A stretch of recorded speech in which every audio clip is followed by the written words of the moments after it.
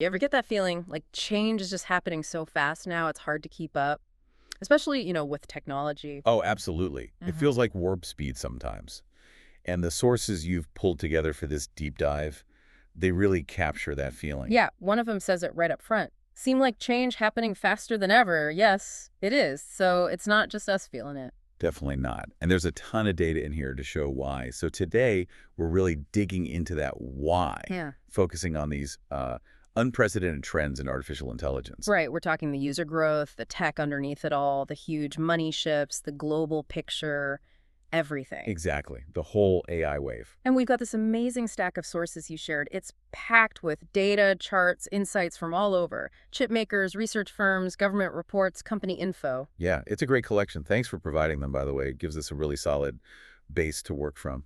So our mission today really is to unpack all this information, pull out the key bits, the important nuggets, and help you, the listener, make sense of what's actually significant about this AI moment without getting totally overwhelmed by the jargon and the hype. Right. Cut through the noise, find those aha moments.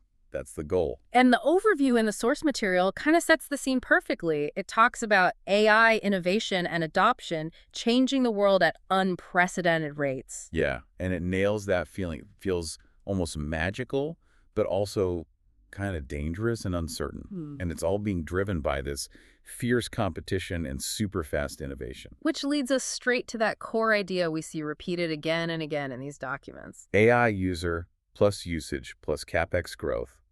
Unprecedented. Yep. It all seems to boil down to that acceleration. And maybe the best example of that speed is just looking at how fast something like ChatGPT took off. Oh, totally. The source calls it history's biggest overnight success, even though, OpenAI had been around for 9 years. But that user growth, it was insane. The fastest user ramp ever for a standalone product.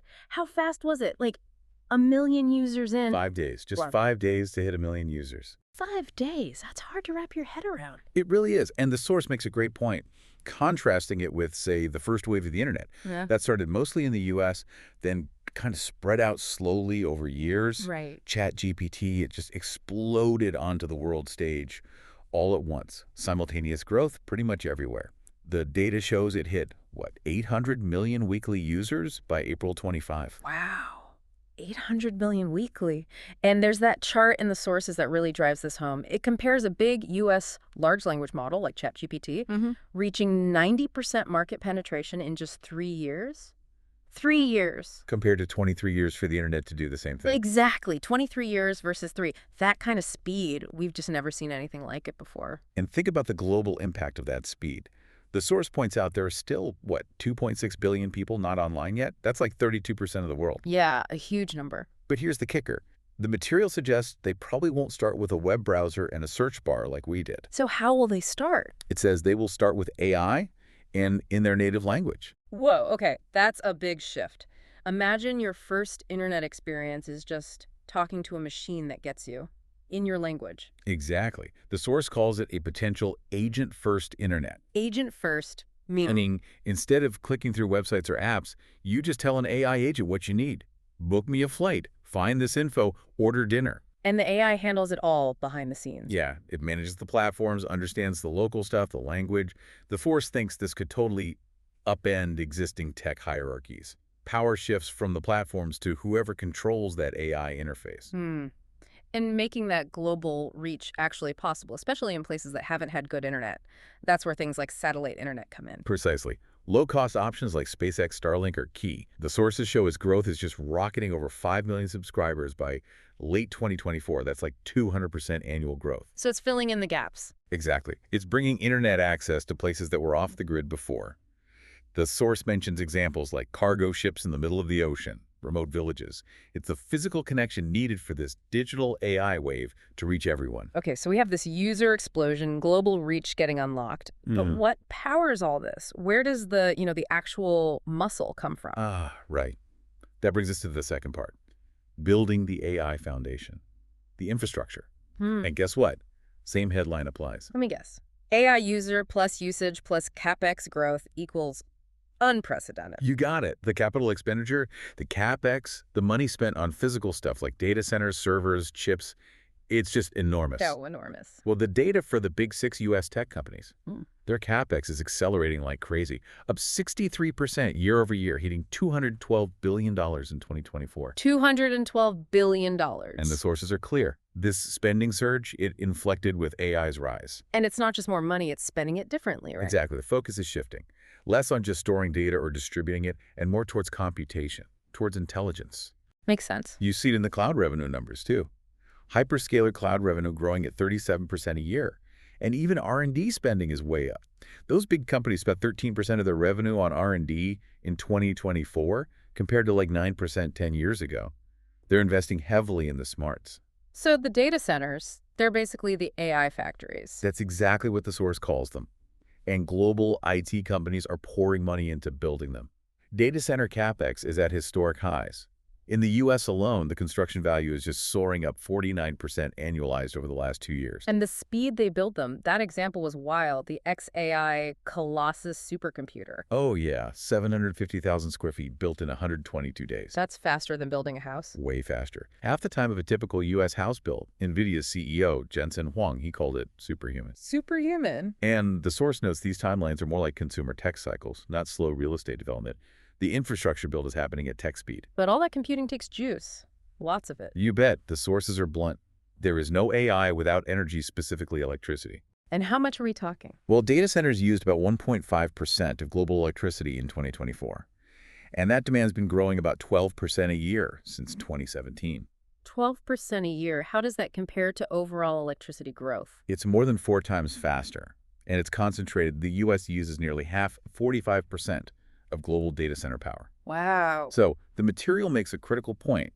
AI progress is hitting a wall, but it's not always data or algorithms anymore. It's the grid. It's the strain from all this demand. It's becoming an energy bottleneck. An energy problem. Okay, let's shift gears slightly to the AI models themselves, the economics. There's this interesting push and pull mention. Right. AI model compute costs high rising, plus inference costs per token falling, performance converging, plus developer usage rising. It's a mouthful, but it's key. So training the biggest, baddest models, that's getting more expensive. It's massively more expensive. Training costs for the top models grew something like 2,400 times over 8 years. It takes incredible resources. 2,400x. But using the models running inference, that's getting cheaper. Dramatically cheaper per interaction, per token generated. The source has this amazing stat about NVIDIA's latest GPUs, the chips doing the work. Yeah. Their 2024 GPU uses 105,000 times less energy to generate a token compared to their 2014 version. 105,000 times less energy. That's incredible efficiency. It is, and that ties into this pattern the source calls text perpetual AHA. The AI. Yeah, it's declining costs plus improving performance, rising adoption. Basic tech economics, really. You've seen this before. Exactly. The charts show it clearly. IT hardware costs fall, AI training compute skyrockets up 360% per year. Yeah. It's like the Jevons paradox again. Make something more efficient, people use it more. So cheaper inference drives more usage, which fuels demand for more complex models, which cost more to train. It's a cycle. Precisely. A very expensive cycle for the builders, but great for users getting cheaper access. Okay, so the infrastructure is massive, energy hungry, but the AI itself is getting way more efficient and powerful. Let's talk about those capabilities. Part 3. Right.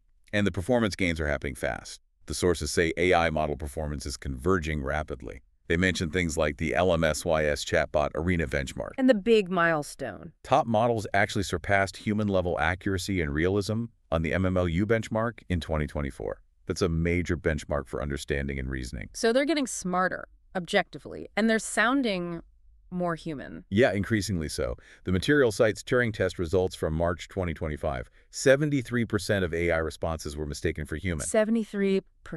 Yeah. How? Testers said the conversations felt natural, used emotional resonance, talked about everyday stuff. There's this great quote from a tester. What do they say? A had human vibes, B had human imitation vibes, Yeah. and guess which one was the AI? Let me guess. A. Yep, A was the AI. It's getting harder to tell the difference. Wow. And it's not just text, right? The image generation stuff. Oh, the visual progress is stunning. Yeah. The sources show Midjourney V1 from early 22 versus V7 from April 25.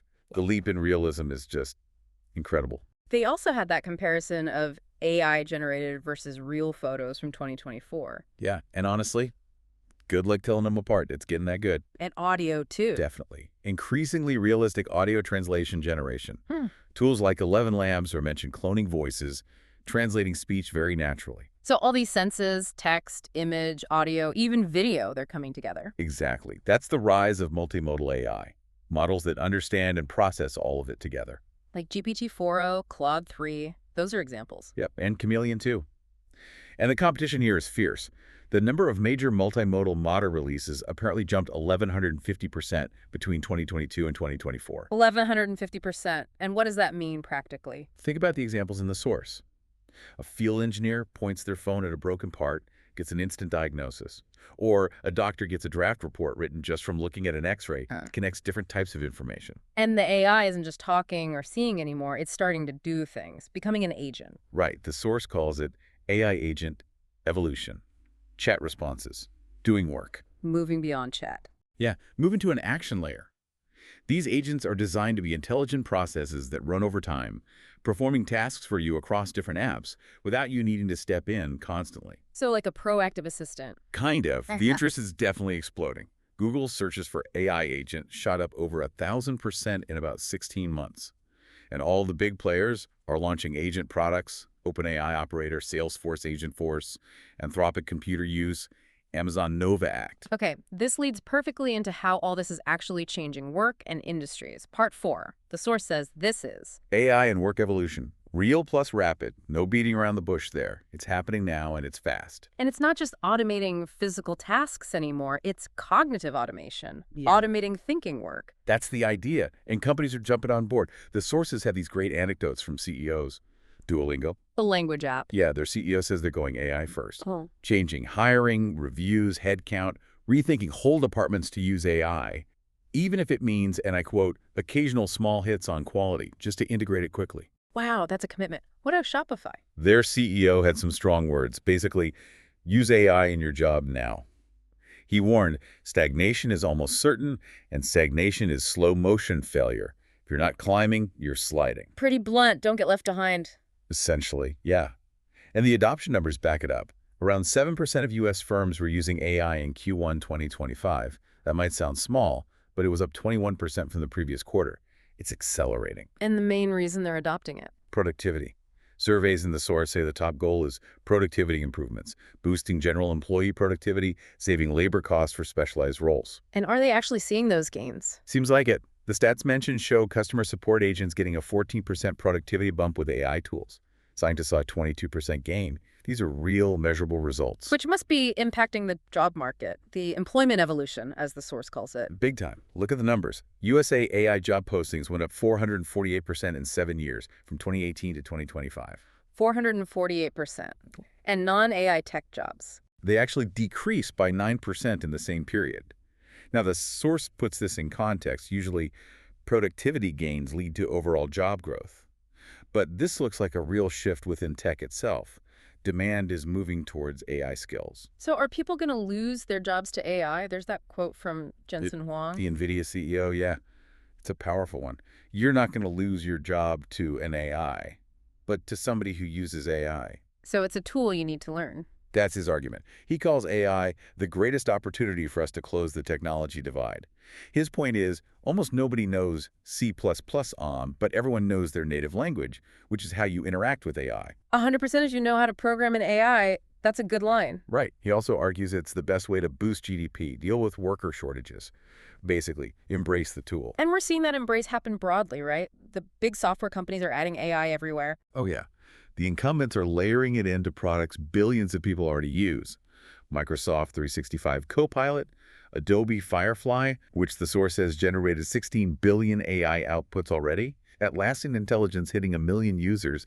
Zoom AI Companion growing fast and adding agent features. Canva, Salesforce. Canva's got AI image video generation. Salesforce Agentforce signed up 3,000 customers in its first 90 days. They're weaving AI into the fabric of existing software. But it's not just the giants adding features. There are these specialized AI companies popping up and growing incredibly fast in specific niches. Absolutely. And the great numbers here are just eye-watering. You look at any sphere cursor for software engineers. Yeah. $1 million to $300 million ARR ARR, annual recurring revenue, in 25 months. Well, that's... Right? Lovable for product development, 13x growth to $50 million ARR in just 5 months. A Bridge in healthcare, summarizing millions of doctor visits. Harvey for legal tech, $10 million to $70 million ARR in 15 months. Daegwon for customer service, 10x ARR in a year. AlphaSense for finance, more than doubling ARR in 2 years to around $420 million. These aren't just small startups anymore. They're becoming serious players really fast. Exactly. They show AI isn't just enhancing old software. It's creating entirely new, valuable categories. Right. And the source notes these AI companies are hitting milestones like $5 million ARR much faster, 35% faster than typical software companies did just a few years ago. Okay, so AI is transforming digital work, but it's also moving into the physical world, right? Machines, vehicles. Yep, part 5. The headline here is AI and Physical World Ramps. Fast plus data-driven. We're seeing physical agents emerge. Like self-driving cars. That's a huge one. Tesla's full self-driving beta. The miles driven jumped 100x in less than 3 years, between mid-2022 and early 2025. Yeah. That's a ton of real-world data feeding the system. And Elon Musk talked about rewriting it completely. Yeah, replacing hundreds of thousands of lines of C++ code with neural nets, teaching it to drive more like a human learns from data. And it's not just Tesla. Waymo. Waymo's fully autonomous cars grabbed over a quarter, 27% of the San Francisco rideshare market in under 2 years. And companies like Applied Intuition are bringing AI tools and autonomy to traditional industries, trucking, construction, defense. Defense, too. Yeah, and Durrell is mentioned, focusing on AI-enabled autonomous systems for the U.S. military. Their revenues apparently doubled year over year for the last 2 years. AI is definitely a focus in national security. Beyond vehicles and defense, what about other physical industries? Mining, farming. Good examples from the source. Cobalt Metals uses AI to find mineral deposits, and the data suggests they're more successful per dollar spent than the industry average. Parburn Robotics has a laser weeder. A laser weeder? Yeah, it uses AI and computer vision to zap weeds precisely, avoiding herbicides.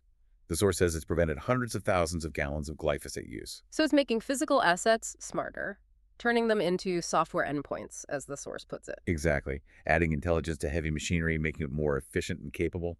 Okay, so this AI revolution is happening everywhere, digitally and physically, but it's not happening in a vacuum. There's intense competition. Huge competition. And global competition.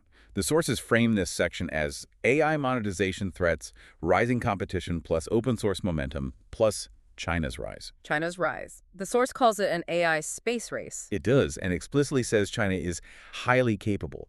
It frames the competition as being about which system, the U.S. model or the China model, innovates faster, wins global trust. High stakes, potentially reshaping the world order, just like the original space race did. And China's capabilities are growing fast. Very fast, especially in strategic areas. Robotics, electrification, AI. The source mentions their AI advancements in military logistics and target recognition, and a big push for indigenous innovation. There are concerns mentioned too, right, about IP. Yeah, concerns about intellectual property risk. Yeah. And efforts by some Chinese firms to distill, basically copy or learn from the models made by leading U.S. companies. And their own models are getting good. Increasingly good, and sometimes optimized differently. Alibaba's Qian 2.5 Max is mentioned for beating GPT-4o and Claude 3.5 on some reasoning tests. Wow. And Baidu's Ernie 4.5 Turbo, it's multimodal, high-performing, but the key thing is cost. It's reportedly way cheaper to run, like 80% cheaper than its predecessor, and a tiny fraction, 0.2%, of the estimated cost of GPT 4.5. That cost difference is massive. And they're leading in robotics adoption already. Yep. China already has more installed industrial robots than the rest of the world combined. They're automating fast. There's also that interesting poll data about public perception. Right. A big difference. 76% of Chinese respondents think AI benefits outweigh drawbacks, and that number is stable or rising. In the U.S., only 39% feel that way. That's a huge gap. The source suggests it reflects a deeper philosophical divide and could influence which platforms people trust or adopt nationally. And adding another layer of competition is open source. Right. Models like Llama 3 from Meta. Exactly. Initially, the big closed models from OpenAI, Google, Anthropic had the edge in performance. But open source models are closing the gap faster than many expected, and they're usually much cheaper or free for developers to use and customize. Which matters a lot to developers, right? Capability, customization, cost. Huge factors. Yeah. Meta's CEO, Mark Zuckerberg, predicts 2025 will be the year open source becomes the dominant model type for developers. He mentioned Llama had over 1 billion downloads in just 10 weeks. That's massive momentum. Okay, so fierce competition, geopolitical races, open source challenging closed models. It's a complex picture. Which brings us to the big question. How does anyone actually make money doing this? Part 6. Monetization. Ah, yes, the billion-dollar question, maybe trillion-dollars. The source's title this bit. AI usage plus cost plus loss growth? Yeah. Unprecedented. Likely. Long way to profitability. So usage is exploding, costs are huge, profitability is tough. Seems to be the consensus. The economics are tough, heavy capital intensity, building all that infrastructure, large-scale infrastructure needed, and this constant race to serve exponential expanding usage. It costs a fortune just to keep the lights on and scale up. And we talked about inference costs falling, which is good for users but bad for the provider. Exactly. Lower unit costs are great if you're using AI, but the source says it raises real questions about monetization and profits for the model makers. How do you charge enough when the cost per query keeps dropping? So what are the strategies? How are companies trying to make it work? New players first. The new entrants, the dedicated AI companies, they're trying things like selling API access so others can build on their models, offering generative search tools, specialized enterprise search, and that specialized industry software we talked about earlier. We saw some are growing revenue incredibly fast. OpenAI, Anthropic, Harvey, Glean. Yeah, OpenAI estimated around $3.4 billion revenue for 2024. Anthropic hit a $2 billion annualized run rate. That's 20x growth in 18 months. Glean hit $100 million ARR, 10x in 2 years. Harvey, $70 million ARR, 7x in 15 months. The top-line growth can be spectacular. Okay, what about the big incumbents? Microsoft, Google, Meta. Their big advantage is their existing user base. Billions of users already on their devices and platforms. So they bake AI into what people already use. Pretty much roll out features like Microsoft Copilot, Meta AI, Google's Gemini, AI overviews within their existing products. And it is driving revenue. Microsoft's AI business is reportedly at a $13 billion annual run rate already, up 175% year over year. So they integrate intelligence across their whole stack. Right. Microsoft puts Copilot everywhere. You see horizontal platforms like Microsoft 365, Zoom, Canva, Salesforce adding AI agents and features across the board, leverage the users they already have. But even with these strategies and some big revenue numbers, the overall profitability picture is still uncertain, maybe a long way off. That's the caution in the sources. They draw parallels to earlier tech giants. Think Apple, Amazon, Uber, Tesla in their early high-growth phases. They all burned a ton of cash first. Exactly. Periods of aggressive cash burn, huge upfront investment to build, scale, acquire users, develop the tech. Lots of people doubted they'd ever make money. But eventually they did. Eventually, yes. Yeah. They proved the naysayers wrong by building large-scale data-driven network effects, getting technology-driven competitive advantage, and finally turning free cash flow positive. Their valuations were ultimately justified by those future profits. So the question for today's AI companies is, can they follow that same path? It's a massive bet. It really is. Yeah. And the sources end that section posing exactly that question. Only time will tell which side of the money-making equation the current AI aspirants will land. Will they find sustainable profitability at scale? The key question indeed. Mm-hmm. So let's try to wrap this up. It's been a fascinating deep dive, really digging into the sources you shared. We've covered a lot of ground. We really have. Starting with that incredible speed and scale of AI adoption just blowing past previous tech revolutions, fueled by models like ChatGPT, reaching the globe via things like Starlink. Then the sheer scale of the infrastructure build, the unprecedented capex, the super-fast data center construction, but also the huge energy demands becoming a real bottleneck. And the technology itself improving at a breathtaking pace.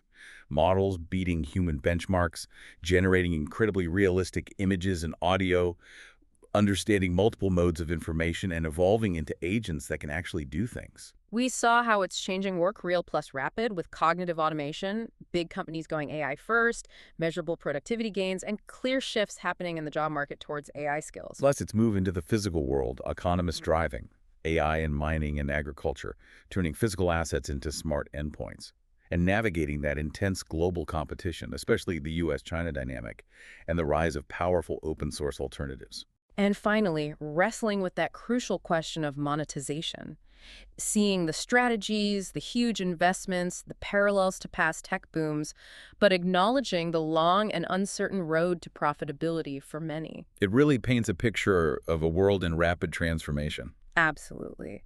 And just to leave you, the listener, with one final thought from the source material that kind of sums it all up, Yeah. it asks you to imagine your life next week without the internet, how completely different everything would be, work, communication, everything.